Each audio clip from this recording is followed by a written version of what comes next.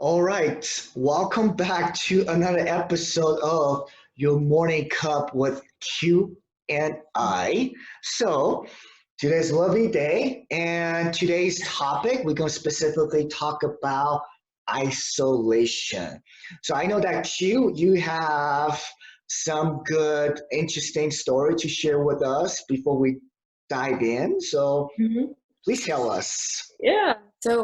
Thanks for having me on. And I was just talking to a friend of mine. I'm based in Southern California. She's based in Northern California. We haven't been able to see each other for a while because of the pandemic. I was going to visit her March. It's about to be May, so here we are. Um, she's frustrated about how what's been going on about staying at home and she was telling me she misses her friends, she misses just going out, and I get it.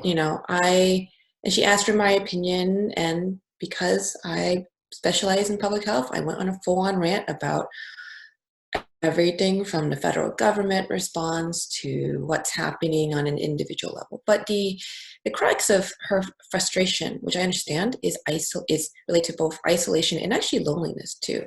Um, so I think one of the most important things is that isolation is a physical state. You're physically removed from people, and that is very hard, especially for us, because we are naturally social creatures. That's just how we operate. Um, and isolation is difficult. It also plays into a sense of loneliness. Now, loneliness is internal, where you feel a certain state of I don't feel connected. I don't see my friends. Um, and I think what's really important is to remember that even if you feel lonely, you are not necessarily. I have a lot of experience being separated from people I love very much. I have I call them my Baltimore family. They're based in Baltimore, if you can guess.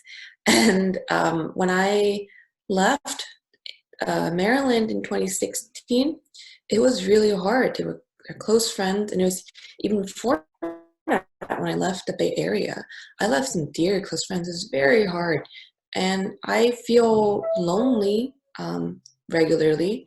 I'm very lucky that during this pandemic I have my cat and my boyfriend, so I don't feel as lonely. But for me, prior to all this, I was very used to feeling lonely, but reminding myself that I'm not alone, that there are people in my life who love and care about me.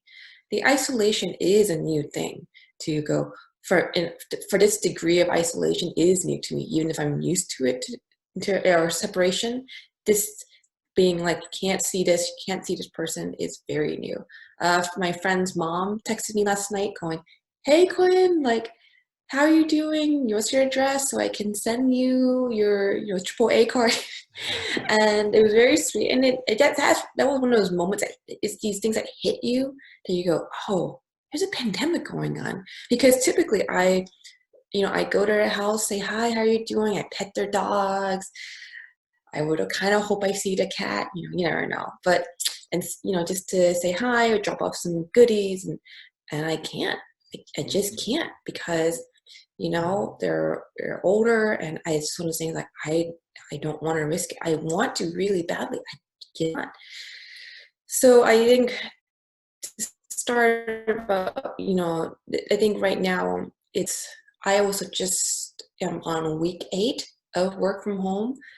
And I think isolation is also affect your sense of time. Yesterday, I thought it was Thursday. I really thought it was Thursday. I have Oh, wow. email and work records of me, not explicitly saying it was Thursday, but like it's very clear I thought it was Thursday yesterday. And people had to go, no, Thursday is today. And I had to check my calendar going, okay, it's Thursday, April 30th, Yes, yes, 2020. yeah. Yeah, but yeah.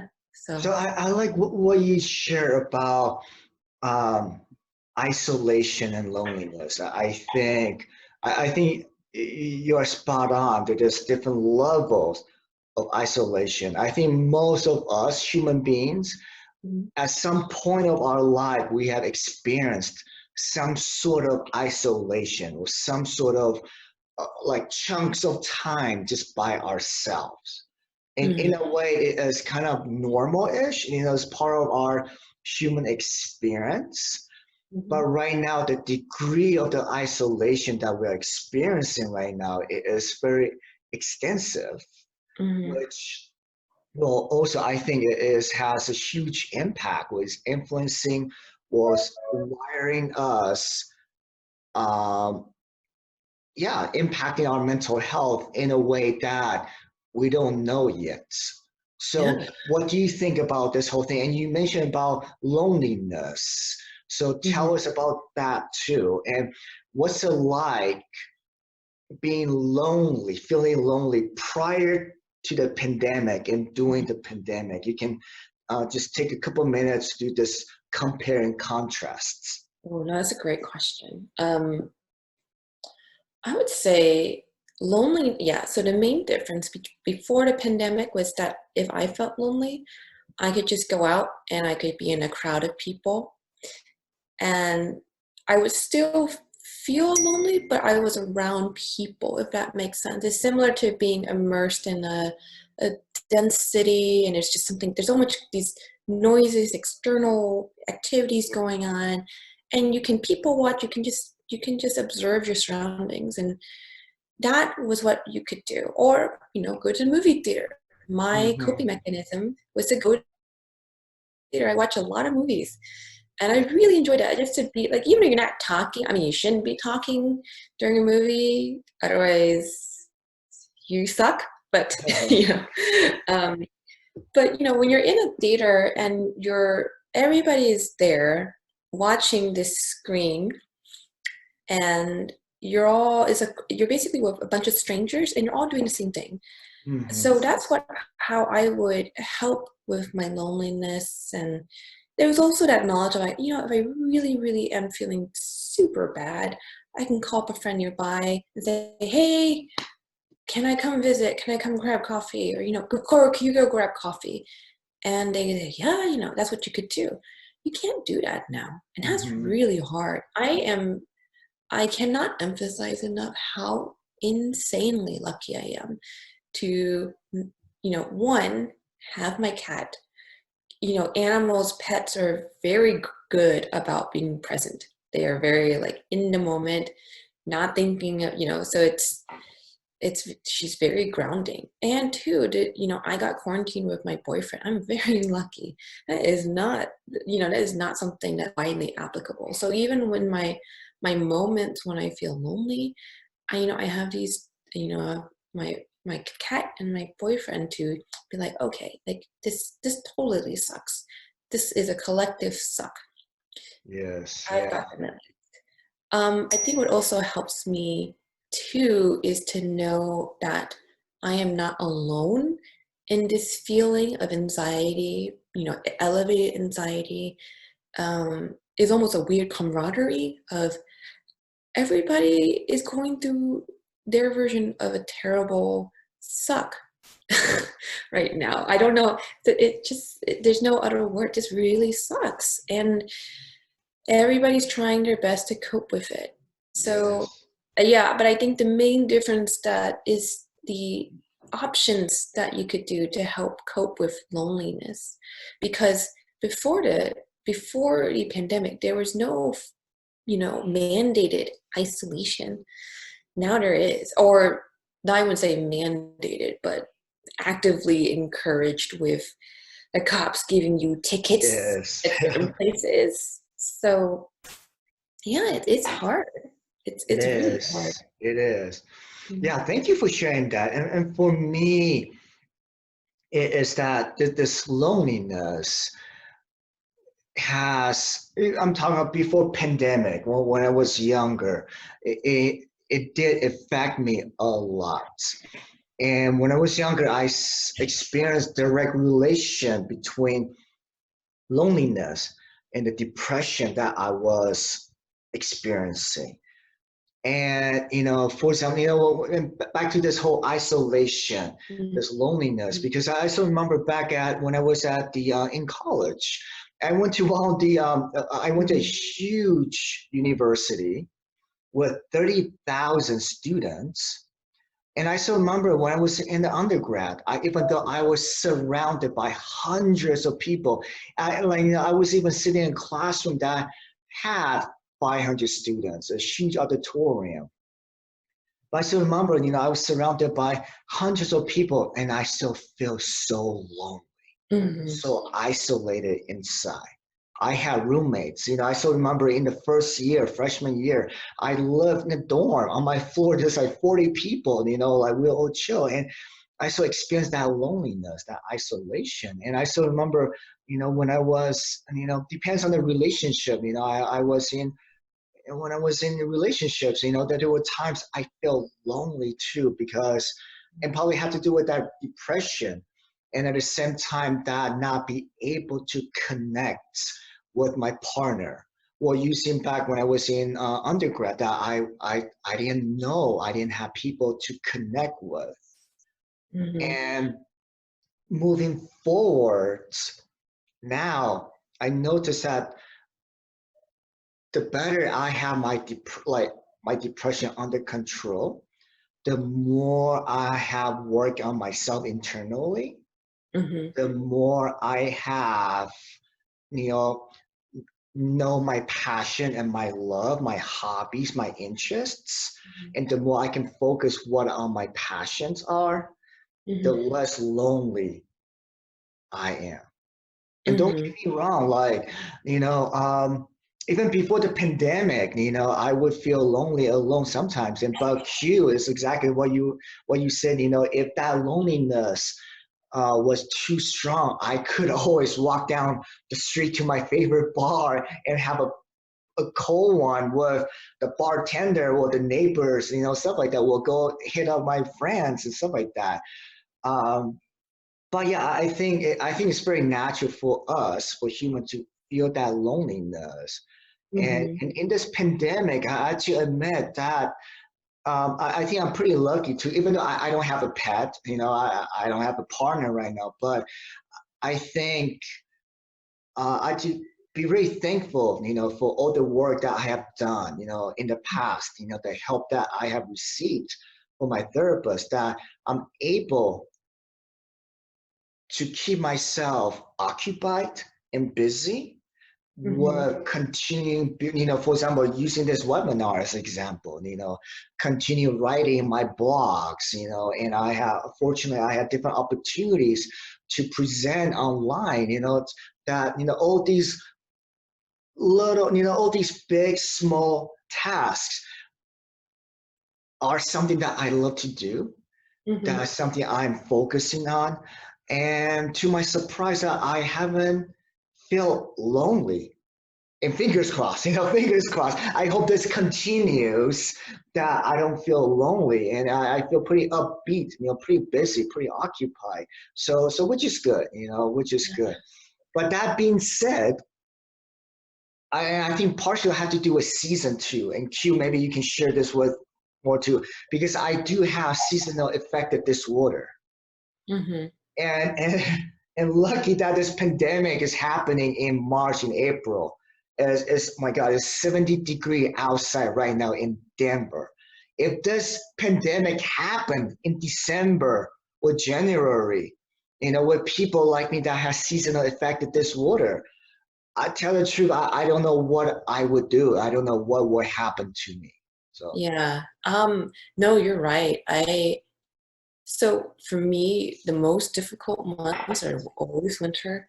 Um, I've always struggled with just the cold. That's why I can't live in snow. I know East Coasters will laugh at me.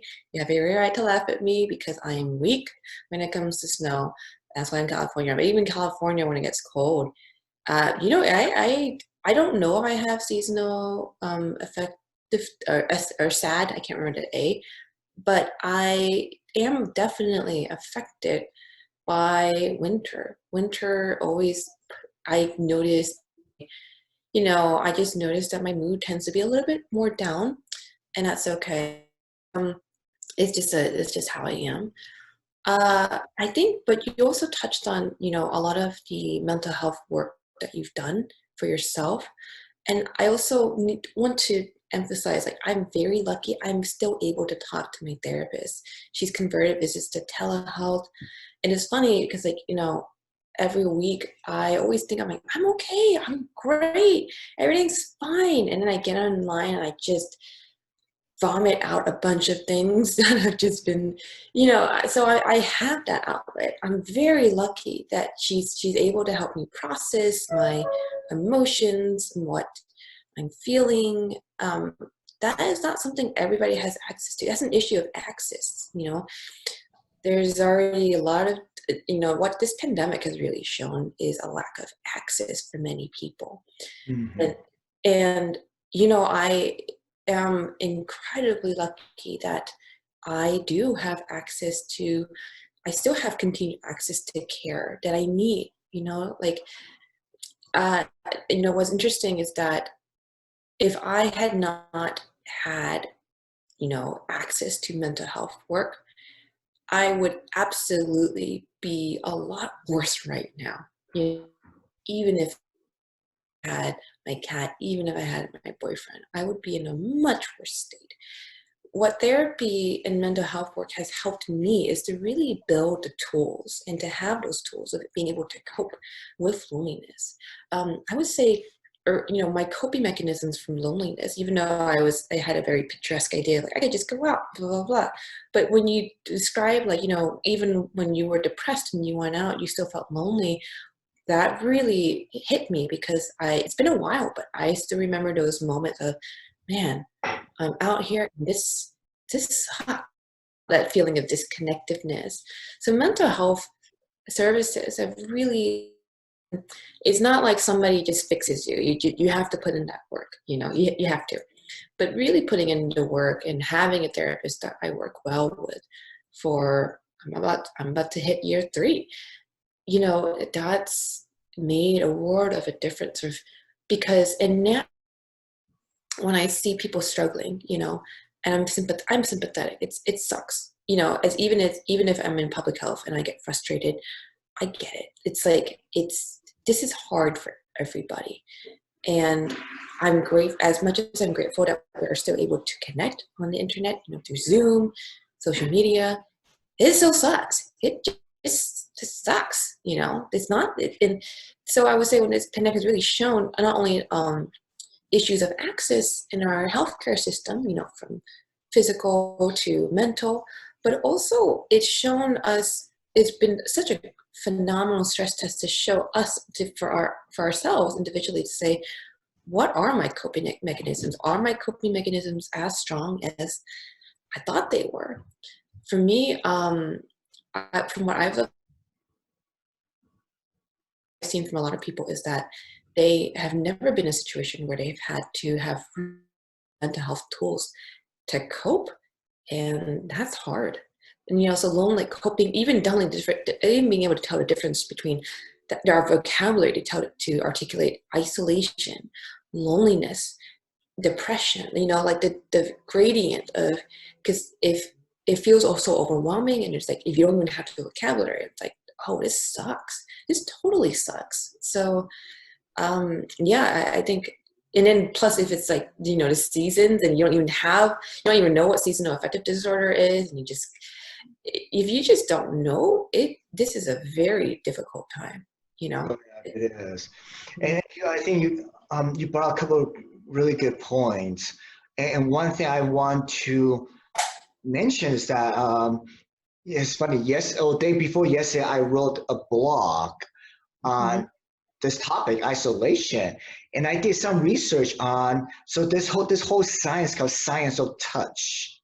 Mhm. And turns out there's a lot of studies backing that humans, we Homo sapiens, touching. Of course, I'm talking about safe, Mhm. Yeah. respectful touches, not like. So these touches are crucial in our human evolution, crucial in between human individuals building trusts, part of our growth. It all started with, the touch, the love and care touch from a mother to her baby, that touch of safety. So translate that into our modern society, and looking back, even though I don't like touch people in general, but look at all the handshakes, all the hugs, all the kind of like little bit pat on the shoulder, not intrusive, just simple, subtle touches. But studies have shown that the science of touch have shown that even with all these subtle little touches, it helps individual human being feels safe, alive, feel that connection, and when it comes to social justice terms, studies after studies have shown that, um, when you know someone personally, and that person is very different. That person can be from different race, different gender, different nationality, whatever. But if you know that person, most likely you wouldn't discriminate against that person. So that personal, physical closeness is very important. And I always question that, can we build that personal connection, that that closeness over Zoom, over video, or do we need to be in close proximity? Like again, there's different science about when humans are interacting in person. There's different chemistry, our hormones or whatever will pass around. So it's not only just we reading the body language, but there's actual chemicals passing through our bodies, and sometimes that's how consciously and unconsciously human communicates and build trusts.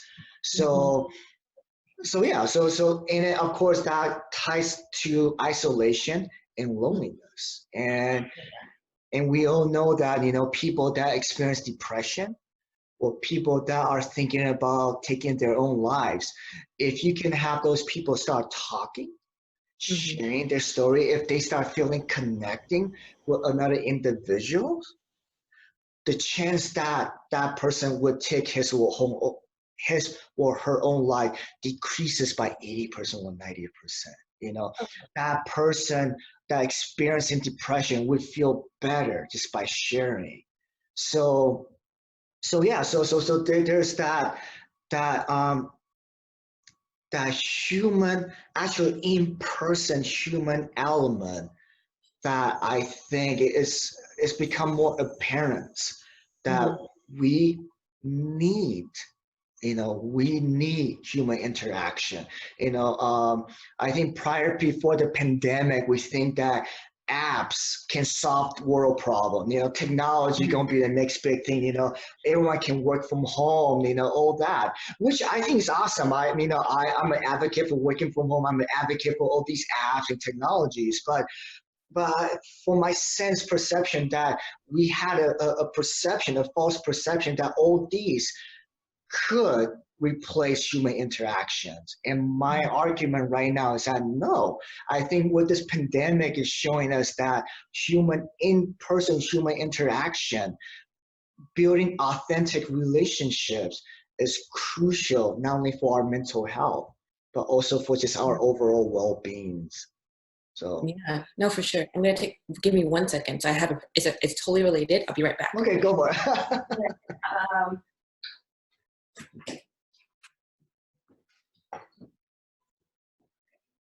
No. So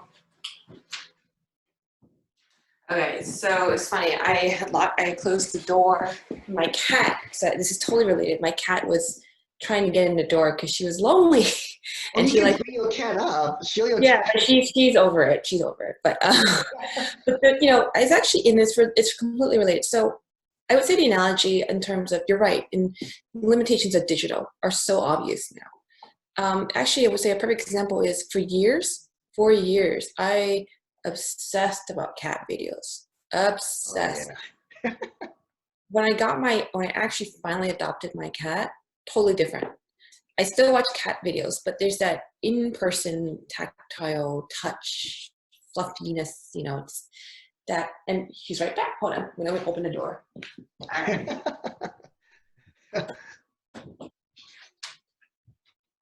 Oh, okay. So she's being funny. She was playing this game where she wants in, and then she'll like, I don't want in. But you know, it's interesting because like for me, I'm like, I can tell she's very attached. She's actually coming in right now.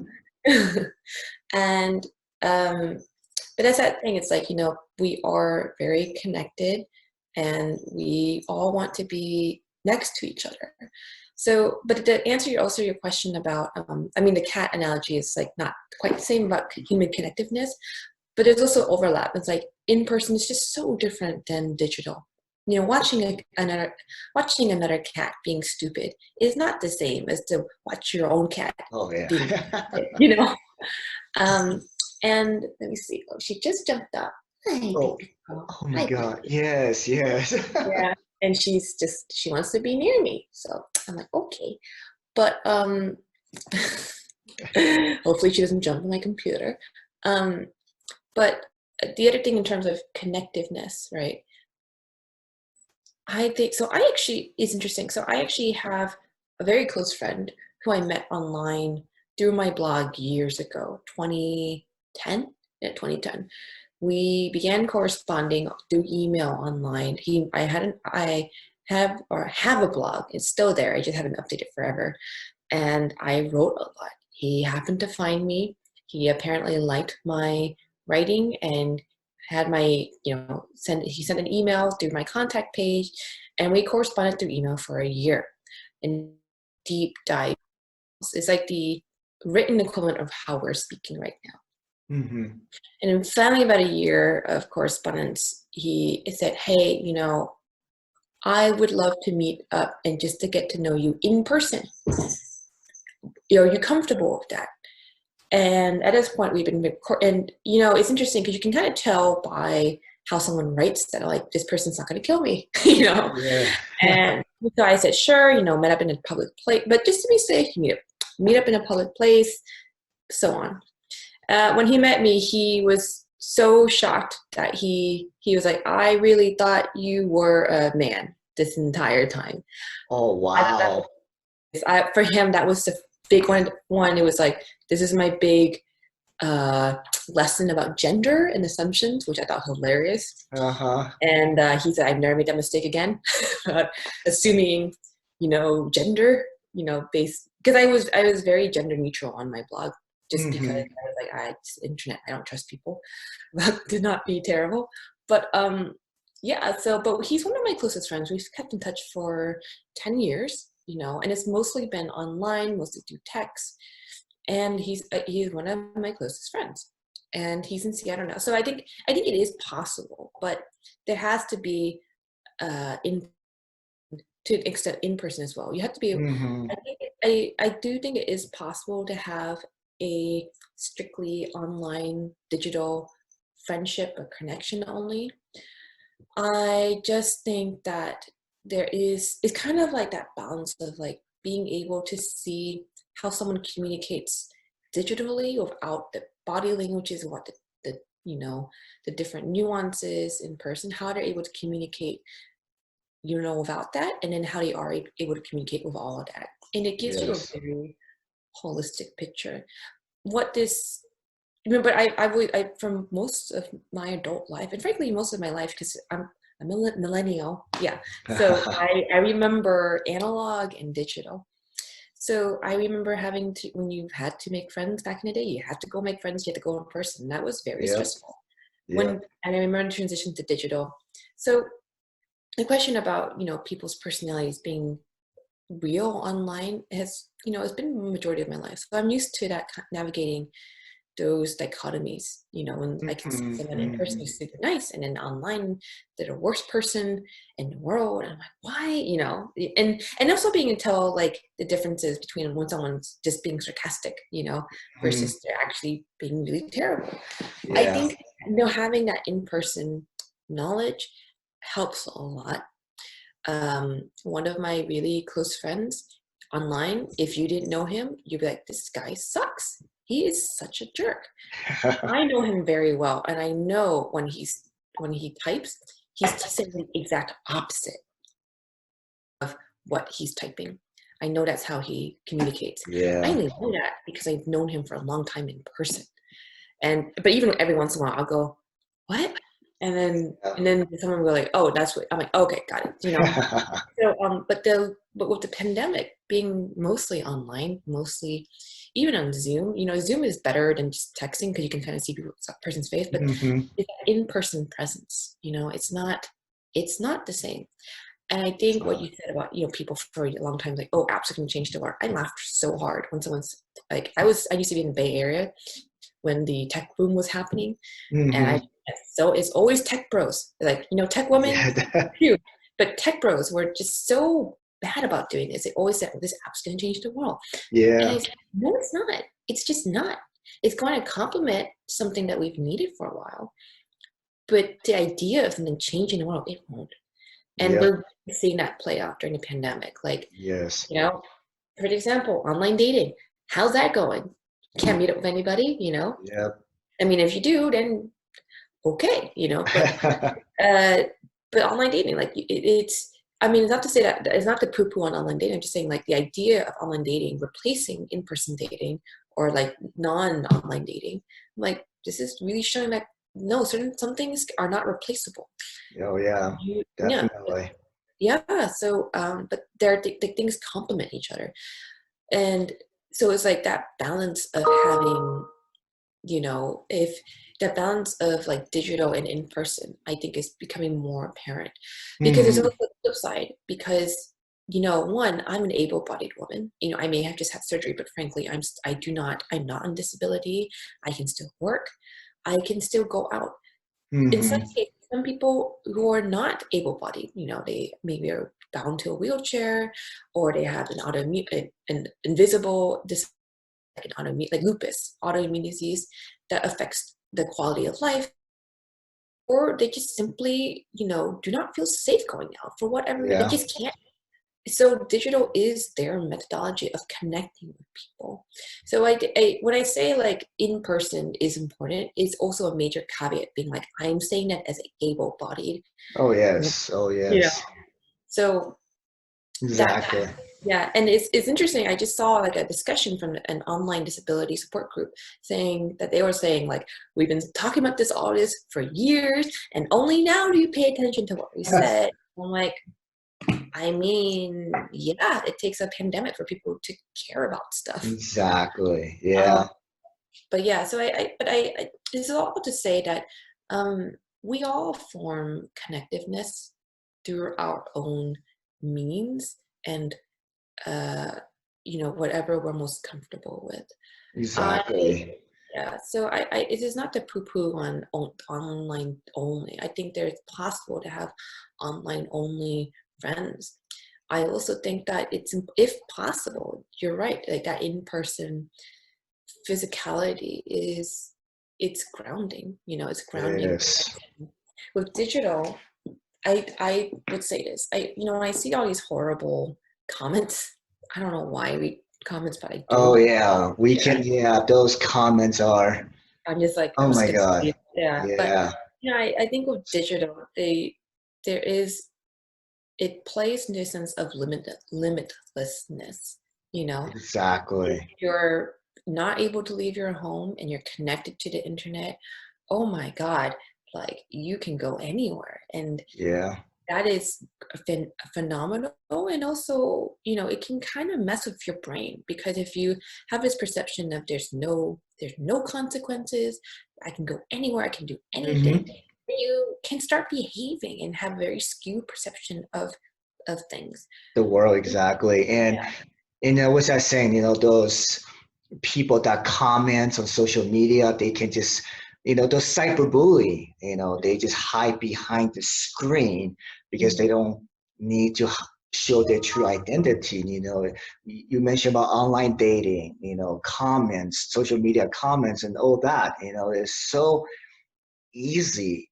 It's just easier to fake yourself on the screen, to hide your again, yes, there's possibility to build true and authentic relationship with your pen pal online, but Mm. but a lot of time from what I've been seeing is that is the barriers are definitely there. So Yeah, yeah. there's a lot more, I would say, with online.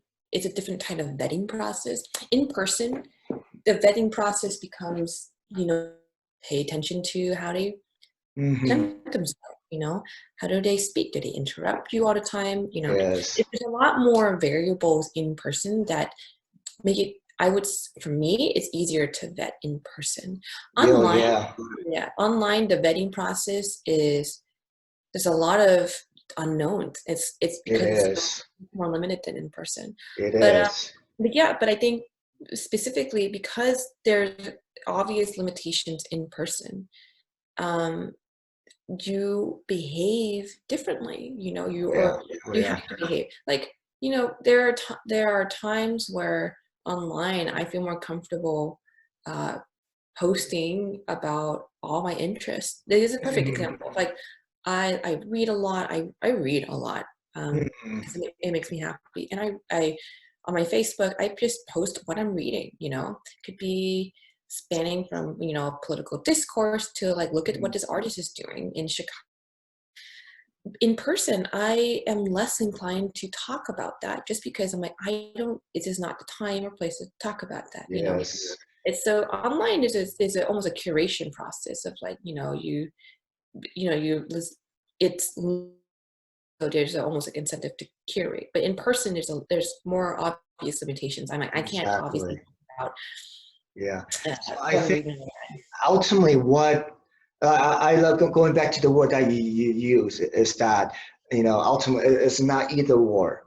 It's that how can we use technologies online, internet, our Wi-Fi, our smartphone to complement who we are. Mm, I so believe that, I think we agree that these technologies, online Zoom cannot, at least for now, we don't know about 50 years from now, but at least for now, cannot replace our human experience yet.